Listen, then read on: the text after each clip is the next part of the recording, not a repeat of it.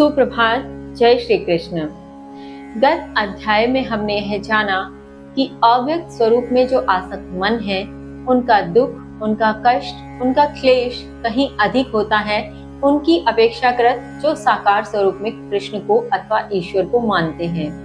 क्योंकि यहाँ श्री कृष्ण कहते हैं अव्यक्त स्वरूप में प्रगति करते हुए देहधारियों द्वारा दुख अधिक प्राप्त किया जाता है, कारण कि वे स्वयं देहधारी हैं और देहाभिमान के कारण वे अव्यक्त स्वरूप में बार बार सशंकित होते रहते हैं और बार बार दुख का अनुभव करते हैं, कष्ट का अनुभव करते हैं।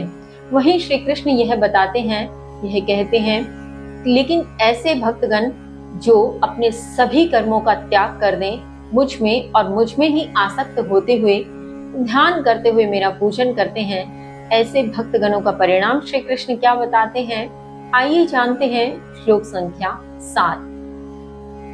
तेषाम् अहं समुद्धर्ता मृत्यु संसार सागरात् भवामि न चिरात् पार्थ मयि आवेशित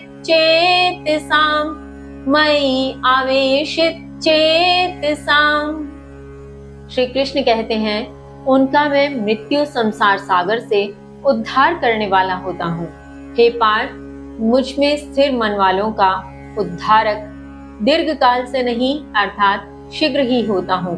भावार्थ, यहाँ श्री कृष्ण गत श्लोक के अर्थ को विस्तार देते हुए कहते हैं, जिसमें उन्होंने कहा था, जो मुझ में अपने सभी कर्मों का त्याग कर मुझ में आसक्त होते हुए, मुझ में अपना ध्यान लगाते हुए जो मुझे पूजते हैं, उनका मैं, यहाँ पे श्री कृष्ण उसी श्लोक के अर्थ को विस्तार देते हुए कहते हैं कि उनका मैं इस मृत्यु संसार सागर से उद्धार करने वाला होता हूँ, अर्थात उन्हें मोक्ष देने वाला, इस जन्म चक्र के बंधन से मुक्त करने वाला होता हूँ।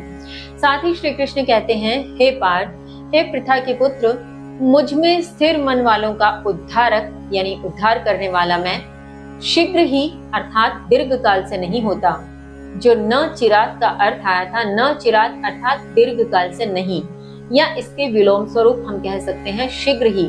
कहने का तात्पर्य कि श्री कृष्ण कह रहे हैं, हे पार्थ, मुझ में स्थिर मन वालों का उद्धारक शीघ्र ही होता हूँ, यानी उनका उद्धार मैं शीघ्र ही कर देता हूँ जो मुझ में अपना ध्यान लगाते हैं। इसी श्रृंखला में आगे श्री कृष्ण कहते हैं, श्लोक संख्या 8, मयि एव मन आधत्स्व मयि बुद्धिं निवेशय निवसिष्यसि मयि एव अत्उधर्वं न संशयः।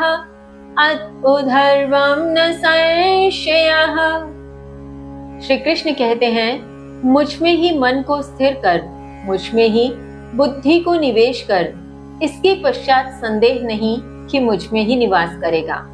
भावार्थ, यहाँ श्री कृष्ण अर्जुन से कहते हैं कि हे अर्जुन, तुम अपने मन को प्रत्येक प्रकार से मुझे अर्पित कर दो, अपने मन को मुझ में स्थिर कर दो और अपनी बुद्धि को मुझ में निवेश कर दो। ऐसा करने के पश्चात किसी भी प्रकार का संदेह नहीं कि तुम मुझ में ही निवास करोगे। यह निश्चित है कि जो भी भक्त अपनी बुद्धि, मन को मुझे अर्पित कर देता है, मुझ में स्थिर हो जाता है, वह मेरे भीतर ही निवास करता है, मैं ही उसका निवास स्थान बन जाता हूँ। इसके आगे अब श्री कृष्ण अर्जुन को क्या समझाते हैं, जानेंगे कल। तब तक के लिए जय श्री कृष्ण।